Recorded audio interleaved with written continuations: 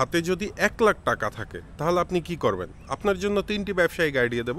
যে ৩টি ব্যবসা আপনি ১,০০,০০০ টাকা ইনভেস্ট করতে পারলে ২০ থেকে ৫০,০০০ টাকা অনায়াসে আয় করতে পারবেন। অনেকেই আমাকে প্রশ্ন করেন, ভাই ১,০০,০০০ টাকার ভিতরে ব্যবসায়িক আইডিয়া দেন। ১,০০,০০০ টাকা কিন্তু বড় কিছু না, আবার অনেক বড় কিছু। আপনি যদি ১,০০,০০০ টাকা দিয়ে ঢাকা যাইয়া হোটেল শেরাটনে থাকেন তাহলে কিন্তু এক রাতের ভিতরে ১,০০,০০০ টাকা শেষ। আপনি যদি ১,০০,০০০ টাকা দিয়ে যদি সিঙ্গাপুর ঘুরে আসেন তাহলে ২ দিনের ভিতরে শেষ।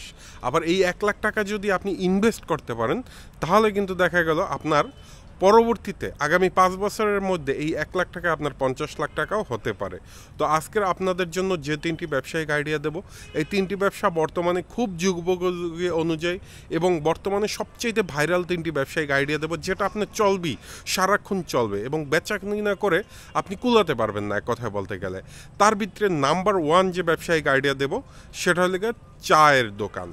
চা, বিস্কুট, ডিম এগুলো যদি বিক্রি করতে পারেন, পাশাপাশি কফি, বড় আকারে দরকার নেই, আপনি প্রয়োজনে একটা ছোটোখাটো দোকান নিয়ে শুধুমাত্র চায়ের সাথে যে সেটা আর ভিডিওতে নাই বলি, চায়ের সাথে বিস্কিটের সাথে যে সিগারেট, যাই হোক এটা না বলি, এগুলো যদি বিক্রি করেন আপনি অনায়াসে ২০ থেকে ৩০,০০০ টাকা অনায়াসে আয় করতে পারবেন। এটা আপনি ফুটপাতেও শুরু করতে পারেন বা একটি দোকান নিয়েও শুরু করতে পারেন। তবে সবচেয়ে এখন ভালো লাগার বিষয় হলে আপনাদের কোনো চাঁদা দিতে হবে না এসব দোকান যদি ফুটপাতে দেন, কেননা এখন কিন্তু আওয়ামী লীগ সরকার নাই, এখন তত্ত্বাবধায়ক সরকার আছে বা অন্তর্বর্তীকালীন সরকার, এখন কিন্তু চাঁদাবাজি হয় না।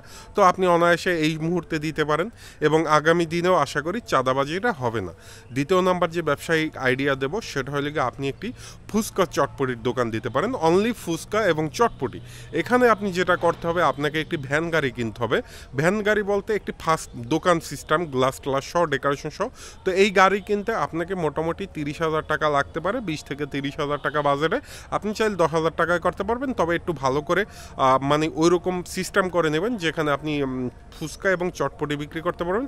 এরকম একটি গাড়ি কিনতে ১০ থেকে ২০,০০০ বা ৩০,০০০ টাকায় কিনলেন, আর ৫০,০০০ টাকা আপনি সব কিছু ক্রয় করলেন। এখানে চুলা দরকার, আপনার কাপ, ফ্রিজ, তারপর হইলে আপনার চটপটি রান্না করার, ফুচকা বানানোর জন্য বাটি টাটি, সব মিলে আপনার ১,৫০০ টাকা খরচ যাবে। আপনি শুধুমাত্র এই ব্যবসাটি বিকাল ৪টা থেকে রাত্র ১০টা পর্যন্ত করবেন। আলহামদুলিল্লাহ আমি মনে করি মাস শেষে আপনার ৩০ থেকে ৩৫,০০০ টাকা বা ৫০,০০০ টাকারও অধিক ইনকাম হয়ে যাবে।